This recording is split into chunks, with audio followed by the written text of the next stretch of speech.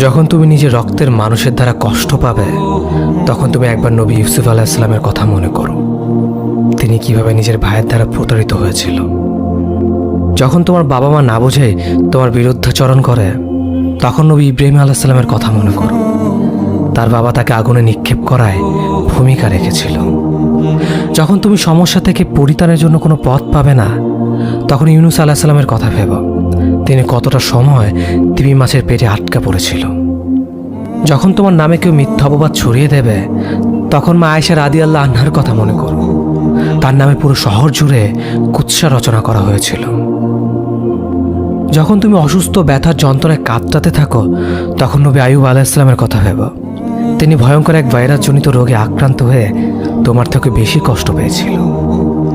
যখন তুমি দিনের কোনো বিধান নীতিতে যুক্তি খুঁজে পাও না, তখন নবী নূহ আলাইহিস সালামের কথা ভেবো। তিনি কোনো প্রশ্ন ছাড়াই মরুভূমিতে নৌকা তৈরি করেছিল।